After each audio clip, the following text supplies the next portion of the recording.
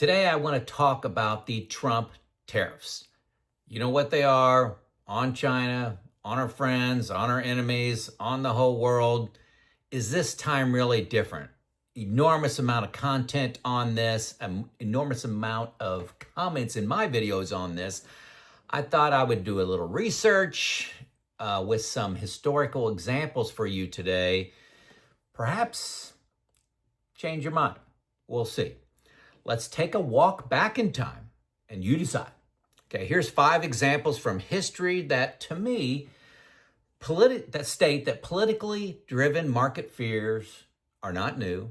Markets often fall, but they have historically recovered. The idea that President Trump, or one man, has uniquely created, just all by himself, first person to do this, a self-inflicted crisis is powerful content. It's emotional, but it's not new. We've seen this movie before. The real culprit is recency bias, our tendency to believe that current events are worse than those of the past because you're actually living through them now and you got the emotions. You don't know the end of the story. You got the fog of the future. So let's just go through these 5 examples. The Watergate Scandal. Richard Nixon resignation, 1973-74. There was the Watergate Scandal where they broke into the Watergate hotel to steal some documents from the, I think it was the Democratic National Committee's offices. And he resigned in August of 74. Confidence in U.S. leadership plummeted. Remember, the Vietnam War was going on. The market reaction, the S&P fell nearly 50% from 73 to 74, partially due to Watergate, but they also had some oil shocks and also inflation inside of there. But after Nixon's resignation and the political stabilization under Gerald Ford, the markets recovered. So what did they do in 75? So this is starting in 1975. 31.55% return. 76, 19%. 1977, minus 7%. 1978, 6.5%. 79, 18.4%. 1980, 32.4%. That's not too bad. Okay, number 2, Clinton's impeachment. Clinton faced impeachment over personal misconduct. I won't go into detail there. The presidency is weakened. Was the government going to be paralyzed? There was a lot of finger pointing. Despite the scandal, the S&P rose 19% that year. Number 3, Obama and the debt ceiling crisis, 2011. What happened? A showdown between President Obama and Congress over raising the debt ceiling nearly led to a default.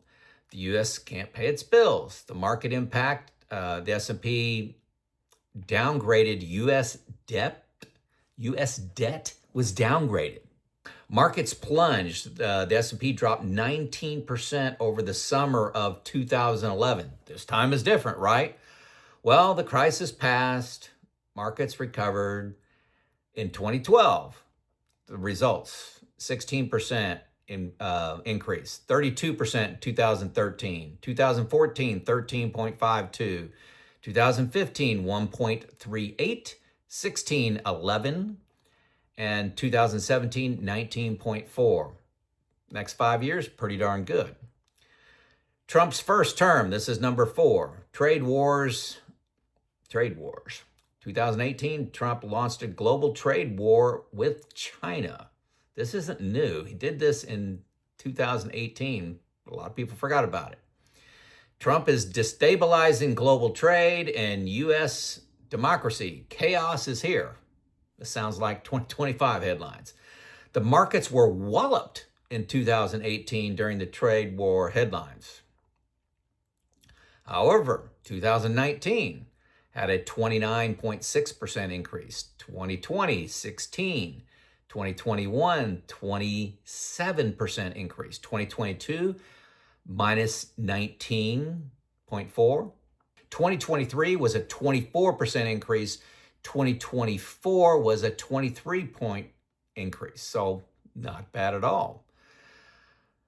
Point number 5, or historical marker number 5, Biden's 2023 banking mini crisis. Remember the collapse of SVB Bank? Remember that? The bank bailout, several banks collapsed due to poor interest risk management. They had all these loans at 1%, 0.5%, and they all came due.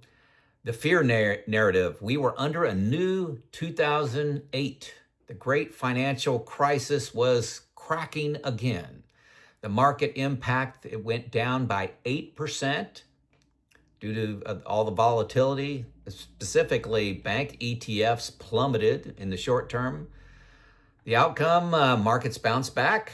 It wasn't a repeat. Remember, 2024 was 23% return on the S&P 500. So the conclusion, markets have uncertainty. They go up, they go down. It's not really presidents in the long term. It's tempting to think this time is different when a high-profile, big personality individual like President Trump dominates the headline.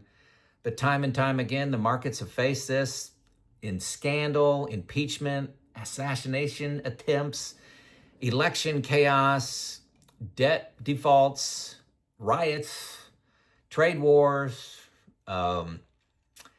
And I'm trying to think of something funny. Somebody told me, not black swan events. They called it an orange swan event. I'd like to copyright that, but that's not my idea. Or an orange swan event that we're having here in 2025. But every time, historically, the markets recalibrated and moved higher. The real issue is recency bias. It tricks us into believing this time is different because we have the emotion coming along with it. History offers a perspective. The market has predicted 9 of the last 5 recessions. That's Paul Samuelson found that. Fear sells in headlines, gets clicks, and dominates discussions. It's exciting to talk about, but history supports this time will not be different. I will predict in 2030, 5 years from now, we're going to look back at this and say this time was not different. There was a blip, but we recovered, and the markets, did just fine.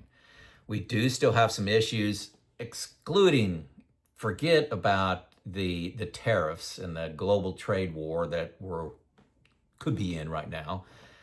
But look at the overvaluations and look at the debt crisis. Those are still fundamental things that have nothing to do with Trump right now.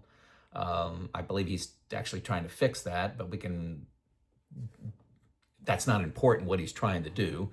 And if you agree or disagree, let's just step back and say, is it President Trump or are there some fundamental issues that need correction anyway? Okay, a lot of people have been predicting a recession just based on debt and really our spending and saying something's got to change. So anyway, I thought we'd take a walk back in history. Maybe you enjoyed that. Maybe you think I'm totally crazy. Maybe there is an orange swan event going on right now. I just don't think so. It's Joe out.